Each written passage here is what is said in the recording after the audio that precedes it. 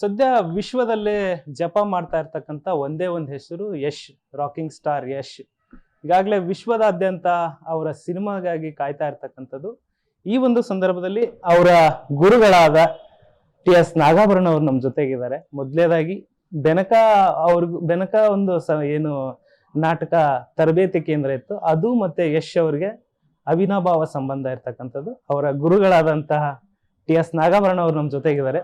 Sir, ಮೊದಲನೇದಾಗಿ ಇಡೀ ವಿಶ್ವವೇ ಕಾತರದಿಂದ ಕಾಯ್ತಾ ಇರ್ತಕ್ಕಂಥದ್ದು ಟಾಕ್ಸಿಕ್ ಸಿನಿಮಾ. ಇಡೀ ವಿಶ್ವದಲ್ಲಿ ಈಗ ಯಶ್ ಹೆಸರು ರಾರಾಜಿಸ್ತಾ ಇದೆ. ಸೊ ಅವರ ಗುರುಗಳಾಗಿ ಎಷ್ಟು ಹೆಮ್ಮೆ ಅನ್ಸುತ್ತೆ ಸರ್? ಮೊದಲನೇದಾಗಿ ರಂಗಭೂಮಿ ಒಂದನ್ನು ಹೇಳಿಕೊಡುತ್ತೆ, ಅದು ಸ್ಥಿತಪ್ರಜ್ಞತೆ ಅಂತ.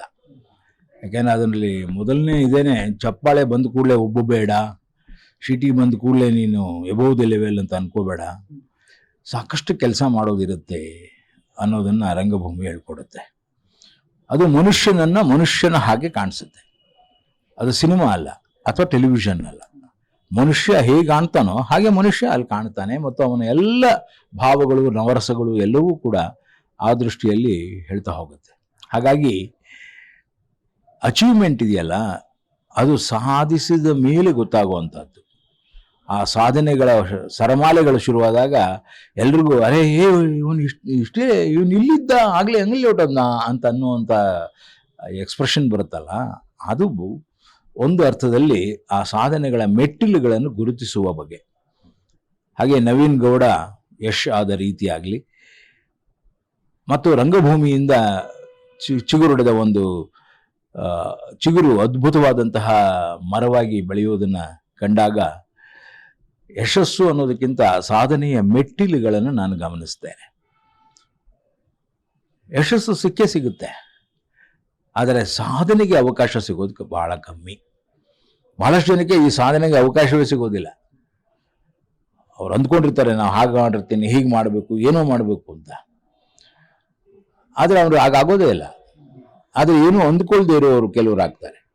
ಆದರೆ ಇವನ್ದು ಏನಪ್ಪ ಅಂತಂದರೆ, ಇವನು ಅಂದ್ಕೊಂಡಿದ್ದು ಹಾಗೆ, ಆಗಿದ್ದು ಹಾಗೆ. ಅವನು ಫಸ್ಟ್ ಬಂದಾಗಲೇ, ಮೊದಲು ಬಂದ ದಿವಸದಿಂದ ಅವನನ್ನು ನಾನು ಗಮನಿಸಿದ್ದೇನೆ ಇಲ್ಲಿ ಬೆನಕಾದಲ್ಲಿ ಮತ್ತು ನನ್ನ ಬಾಪಾದಲ್ಲಿ, Bharana academy of performing arts. ಅವನದೇ ಆದಂತಹ ಒಂದು ಚರಿಷ್ಮಾನ ಅವನು ಹುಟ್ಟಾಗ್ತಾ ಇದ್ದ. ನಾನಿದ್ದೇನೆ ಅನ್ನೋದನ್ನು ತೋರಿಸ್ತಾ ಇದ್ದ. ಅದು ಹೇಗೆ? ಅವನ ಕೆಲಸದಿಂದ, ಅವನ ನಿಯತ್ತಿನ ಕೆಲಸದಿಂದ, ಶಿಸ್ತಿನಿಂದ, ಎಲ್ಲಕ್ಕಿಂತ ಹೆಚ್ಚಾಗಿ ಉಳಿದವರ ಜೊತೆ ಅವನು ಸೇರಿಕೊಳ್ಳುವ ರೀತಿಯಿಂದ. ರಂಗಭೂಮಿ ಹೇಳ್ಕೊಡೋದೇ ಎಲ್ಲರನ್ನು ಒಳಗೊಳ್ಳುವ ಕ್ರಿಯೆ.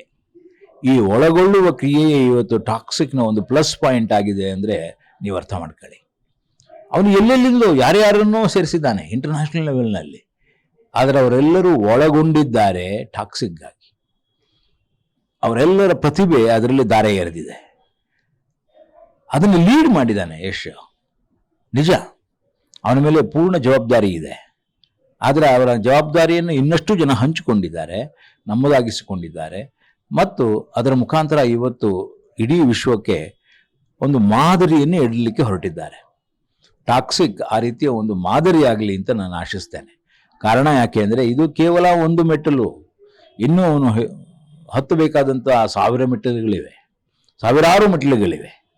ಅವೆಲ್ಲವೂ ಅವನದಾಗಲಿ. ಆ ಸಾಧನೆಯ ಹಿಂದೆ ಯಶಸ್ಸು ಒಂದೊಂದಾಗಿ ಅವನನ್ನು ಆ ಸಾಧನೆಯ ಮೆಟ್ಟಿಲುಗಳ ಹತ್ರ ಕರ್ಕೊಂಡು ಹೋಗಲಿ ಅಂತ ಆಶಿಸ್ತೇನೆ. ಸರ್, ಈಗ ಒಂದು ಮಾತಿದೆ, ತಂದೆಯನ್ನ ಮೀರಿಸುವಂತಹ ಮಗ, ಗುರುವನ್ನ ಮೀರಿಸುವಂತಹ ಶಿಷ್ಯ. ಅಂದ್ರೆ ಆ ರೀತಿ ಒಂದು ಗಾದೆ ಇದೆಯಲ್ಲ, ಅದು ಇವತ್ತಿನ ಮಟ್ಟಿಗೆ ಎಷ್ಟು ಮಟ್ಟಿಗೆ ಇದೆ ಅನಿಸ್ತಾ ಇದೆ ಸರ್? ನಮ್ಮಲ್ಲಿ ರಂಗಭೂಮಿ ಬೆಳೆದಿದ್ದೇ ಗುರು ಶಿಷ್ಯ ಪರಂಪರೆಯಲ್ಲಿ. ಅದಕ್ಕೆ ಇಂಥದೇ ಪಠ್ಯ ಅಂತ ಇಲ್ಲವೇ ಇಲ್ಲ. ನಾವು ಹೇಳಿಕೊಟ್ಟಿದ್ದು ಪಠ್ಯ, ಅವನ ಕಲಿತಿದ್ದು ಪಠ್ಯ. ಹಾಗಾಗಿ ನಾವು ಎಷ್ಟೋ ಸಲ ರಂಗಭೂಮಿಯನ್ನ ಈ ಪಠ್ಯಕ್ರಮದ ಒಳಗೆ ಸೀಮಿತವಾಗಿಗೊಳಿಸೋದಕ್ಕೆ ಪ್ರಯತ್ನ ಪಟ್ಟಾಗೆಲ್ಲ ಸೋತಿದ್ದೇವೆ. ಅದು ಆಯಾ ಪರಿಸರದಲ್ಲಿ, ಆಯಾ ಪರಿಸ್ಥಿತಿಯಲ್ಲಿ ಮತ್ತು ಆಯಾ ಪರ್ಸನ್ ಜೊತೆಗೆ ಬೆಳೀತಾ ಹೋಗುತ್ತೆ. ಇಲ್ಲೂ ಹಾಗೇನೆ. ಅವನು ಏನು ಹೇಳ್ತಾ ಇದ್ದ, ಸರ್ ನಾನು ಒಳ್ಳೆ ಆ್ಯಕ್ಟರ್ ಆಗಿಬಿಡ್ಬೇಕು ಸರ್, ಒಳ್ಳೆ ಪ್ರೊಡಕ್ಷನ್ಸ್ ಆಗ್ಬೇಕು ಸರ್, ಒಳ್ಳೆ ಕನ್ನಡದ ಹೆಸರು ಹೇಳೋವಂಥದ್ದು ಏನೋ ಆಗ್ಬೇಕು ಸರ್. ಈ ಕನಸುಗಳಿದೆಯಲ್ಲ, ಇವು ಹೇಳೋಕ್ಕೆ ಸುಲಭ, ಆದರೆ ಅವುಗಳನ್ನು ನಿಭಾಯಿಸೋದು ಬಹಳ ಕಷ್ಟ. ನಾನು ನನ್ನದೇ ಆದ ರೀತಿಯಲ್ಲಿ ಅದನ್ನು ನಿಭಾಯಿಸ್ಕೊಂಡು ಹೋಗಿದ್ದೇನೆ. ಇವತ್ತಿಗೂ ಕೂಡ ನಾಗಾಭರಣನ ಚಿತ್ರಗಳು ಅಂತ ಅಂದಾಗ ಅದಕ್ಕೆ ಅದರದೇ ಆದ ಒಂದು ವ್ಯಾಲ್ಯೂಯೇಷನ್ ಇದೆ, ನನಗೆ ಗೊತ್ತಿದೆ ಅದು ಕೂಡ. ಹಾಗಾಗಿ ಅವುಗಳನ್ನು ಆ ವ್ಯಾಲ್ಯೂಯೇಷನ್ ಏನಿದೆ, ಆ ಮೌಲ್ಯಾಧಾರಿತ ಚಿತ್ರಗಳೇನಿದೆ ಅವುಗಳನ್ನು ಕಳ್ಕೊಳ್ಳೋಕ್ಕೂ ನಾನು ಇಷ್ಟಪಡೋಲ್ಲ. ನಾನು ಆ ಸಾಲಿನಲ್ಲಿ ಒಂದಷ್ಟು ಮೆಟ್ಟಿಲುಗಳನ್ನು ಏರೋದಕ್ಕೆ ಪ್ರಯತ್ನ ಪಡ್ತೇನೆ. ಹಾಗೆ ಅವನದು ಕೂಡ. ಅವನಿಗೆ ಆದರೆ ಅವನ ಏಕದಮ್ ಒಂದರಿಂದ ಒಂದಕ್ಕೆ ಶಿಫ್ಟ್ ಆದ ಬಗೆ ಇದೆಯಲ್ಲ, ಅದು ಅದ್ಭುತ. ಈಗ ಎಲ್ಲಿಯ ಕಿರಾತಕದ ಆ ಪಾತ್ರ, ಎಲ್ಲಿಯ KGFನ ಪಾತ್ರ, ಎಲ್ಲಿಯ ಟಾಕ್ಸಿಕ್ನ ಪಾತ್ರ, ಆ ಗಮನ ಸೆಳೆಯುವ ಪಾತ್ರಗಳನ್ನು, ಅವಕಾಶಗಳನ್ನು ಕಲ್ಪಿಸಿಕೊಳ್ಳುವುದು, ಅವುಗಳನ್ನು ಬಹಳ ಚೆನ್ನಾಗಿ ಬಳಸಿಕೊಳ್ಳುವುದು, ಅದರ ಮುಖಾಂತರ ತನ್ನತನವನ್ನು ಸಾಬೀತು ಮಾಡುವುದು ಸಾಧ್ಯವಾಗಿದೆ ಯಶ್ಗೆ.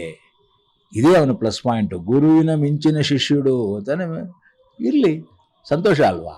ಯಾಕೆಂತಂದರೆ ಅರೆ ನನ್ನ ಏನೋ ಅನ್ಕೋತಾ ಇದ್ದ, ಅದನ್ನು ದಾಟ್ಬಿಟ್ನಲ್ಲ ಅವನು ಅನ್ನೋದು ಇದೆಯಲ್ಲ, ದಾಟೋ ಪ್ರಯತ್ನವೇ ಬಹಳ ಮುಖ್ಯ. ಅದರಲ್ಲಿ ಬಹಳ ಯಶಸ್ವಿಯಾಗಿ ಯಶ್ ತನ್ನ ಕೆಲಸಗಳನ್ನ ಮಾಡ್ತಾ ಬಂದಿದ್ದಾನೆ. ಆದರೆ ಅದು ಪ್ರಾಮಾಣಿಕವಾಗಿ ಮಾಡಿದ್ದಾನೆ, ಅದು ಬಹಳ ಮುಖ್ಯ. ನಮ್ಮಲ್ಲಿ ಬಹಳಷ್ಟು ಅಪ್ರಾಮಾಣಿಕ ಪ್ರಯತ್ನಗಳಿರ್ತವೆ. ಏನೋ ಹಿಂಗೋದ್ರೆ ಹಂಗೆ ಮಾಡ್ಬಿಡೋಣ, ಹಂಗೋದ್ರೆ ಹಿಂಗೆ ಮಾಡ್ಬೋಣ, ಆ ಥರ ಅಲ್ಲ, ಹಿಂಗಾಗತ್ತೆ ಇದನ್ನು ಮಾಡ್ತೀನಿ ಅನ್ನುವ ಗಟ್ಟಿತನ, ಆ ನಂಬಿಕೆ, ತನ್ನಲ್ಲಿ ತನಗಿರುವ ನಂಬಿಕೆ ಇದೆಯಲ್ಲ, ಆ ನಂಬಿಕೆ ಅವನನ್ನು ಅಲ್ಲಿವರೆಗೂ ತಗೊಂಡೋಗಿದೆ. ಇದರಲ್ಲಿ ನಮ್ಮ ಬೆನಕ ನಿಜವಾಗಿಯೂ ಬಹಳ ಪ್ರೌಡ್ ಅನ್ಸೋದು ಏನಪ್ಪ ಅಂತಂದರೆ, ಅವನು ಅದನ್ನು ಆಗಾಗ ನೆನೆಸ್ತಾನೆ, ಆಗಾಗ ಹೇಳ್ತಾ ಇರ್ತಾನೆ, ನಾನು ಬೆನಕದಿಂದ ಬಂದವ, ನಾಗಾಭರಣರ ಜೊತೆಯಲ್ಲಿ ಇದ್ದವ, ಇತ್ಯಾದಿಗಳನ್ನ ಹೇಳ್ತಾ ಇರ್ತಾನೆ. ಇತ್ತೀಚಿನ ದಿನಗಳಲ್ಲಿ ನಾನು ಕಂಡ ಹಾಗೆ ಈ ರೀತಿಯ ಹಳೆಯದನ್ನು ನೆನಪಿಸಿಕೊಳ್ತಾ ಅದರ ಜೊತೆಯಲ್ಲಿ ಹೊಸದನ್ನು ಕಟ್ಟೋದಕ್ಕೆ ಹೊರಡುವಂತಹ ಮನೋಭಾವ ಇದೆಯಲ್ಲ, ಅದು ಬಹಳ ಕಮ್ಮಿ. ಭಾಳಷ್ಟು ಜನಕ್ಕೆ ಇಲ್ಲವೇ ಇಲ್ಲ. ಇಲ್ಲಿಂದ ಹೋದವರೇ ಭಾಳ ಜನ ಇದ್ದಾರೆ. ಆದರೆ ಒಂದು ಸಲ ಸಿನಿಮಾಗೆ ಹೋದ್ಮೇಲೆ ಮುಗೀತು. ಆಮೇಲೆ ಉಳಿದದ್ದೆಲ್ಲ ಮರೆವು, ಯಾವುದೋ ಒಂದು ಡಸ್ಟ್ಬಿನ್ಗೆ ಹಾಕ್ದಂಗೆ ಹಾಕ್ಬಿಟ್ಟಿರ್ತಾರೆ. ಆದರೆ ಇವನು ಅದನ್ನು ಮಾಡಿಲ್ಲ. ಯಾಕೆ ಅಂತಂದರೆ ಆ ಮೂಲ ಸೆಲೆಗಳಿಂದ ತನ್ನ ನಿಜವಾದ ಶಕ್ತಿಯನ್ನು ಸೆಳೀತಾ ಇದ್ದಾನೆ ಇವತ್ತಿಗೂ ಕೂಡ. ಆ ಮೂಲ ಸೆಲೆಗಳಿದ್ದಂತಹ ಸೂಕ್ಷ್ಮತೆಗಳನ್ನು ಗಮನಿಸಿಕೊಂಡಿದ್ದಾನೆ. ಆ ನಾಟಕಗಳಿರುವ ವೈವಿಧ್ಯತೆಯನ್ನು ಗಮನಿಸ್ಕೊಂಡಿದ್ದಾನೆ. ಹಯವದನ ಇರಲಿ, ಜೋಕುಮಾರ್ ಸ್ವಾಮಿ ಇರಲಿ, ತವರನ ಕಥೆ ಇರಲಿ, ಗೋಕುಲ ನಿರ್ಗಮನ ಇರಲಿ, ಇವೆಲ್ಲವೂ ಆರಂತರ ಅತ್ಯದ್ಭುತ ದೃಷ್ಟಿ ಸಂಯೋಜನೆಗಳು. ಆ ದೃಶ್ಯ ಸಂಯೋಜನೆಗಳನ್ನು ಅರ್ಥ ಮಾಡ್ಕೊಳ್ತಾ ನಾನು ಇದಕ್ಕಿಂತ ಬೇರೆಯಾದಂಥ ಇನ್ನೊಂದು ದೃಶ್ಯ ಸಂಯೋಜನೆಯನ್ನು, ಅದರ ಒಂದು ಇಂಟರ್ಪ್ರಿಟೇಷನ್ನ ಇನ್ನೊಂದು ರೀತಿಯಲ್ಲಿ ಮಾಡೋಕ್ಕೆ ಸಾಧ್ಯವಾದರೆ ಹೇಗೆ, ಈ ರೀತಿ ಸದಾ ಹುಡುಕಾಟದಲ್ಲಿರುವ ಯಶ್ಗೆ ನಿರಂತರವಾದ ಅವಕಾಶಗಳು ಸಿಗ್ತಾ ಹೋಗ್ತವೆ. ಅದೇ ಖುಷಿ. ಅಲ್ಲಿ ಹೋದ್ಮೇಲೂ ಕೂಡ ಆತ ಬೆನಕವನ್ನು, ನಮ್ಮನ್ನು, ಅವನ ಸ್ನೇಹಿತರನ್ನು, ಎಲ್ಲರನ್ನ ಮತ್ತೆ ಮತ್ತೆ ನೆನೆಸ್ಕೊಳ್ತಾನಲ್ಲ, ಅದು ನಿಜವಾಗಿಯೂ ತಾನು ಎಲ್ಲಿಂದ ಬಂದೆ, ಹೇಗೆ ಬಂದೆ ಮತ್ತು ಏನಾಗಿದ್ದೇನೆ, ಏನಾಗಬೇಕಿದೆ ಅನ್ನುವಂತಹ ಗುರಿಯನ್ನು ಅದು ಕೊಡ್ತಾ ಹೋಗುತ್ತೆ. ಅವನಿಗೆ ನಿಜವಾಗಿಯೂ ಕೂಡ ಆ ರೀತಿಯ ಮನೋಭಾವ ಇರೋದ್ರಿಂದಲೇ ಈ ಸ್ಥಿತಪ್ರಜ್ಞತೆ ಬರೋದಕ್ಕೆ ಸಾಧ್ಯ. ಇದಿಷ್ಟು ಹಿರಿಯ ನಿರ್ದೇಶಕರು, ನಟರಾದಂತಹ TS ನಾಗಾಭರಣ ಅವರ ಮಾತಾಗಿತ್ತು. ಕ್ಯಾಮ್ರಾ ಪರ್ಸನ್ ಸುರೇಶ್ ಜೊತೆ ಧನು ಎಲ್ಗಚ್, ರಾಜ್ ನ್ಯೂಸ್, ಬೆಂಗಳೂರು.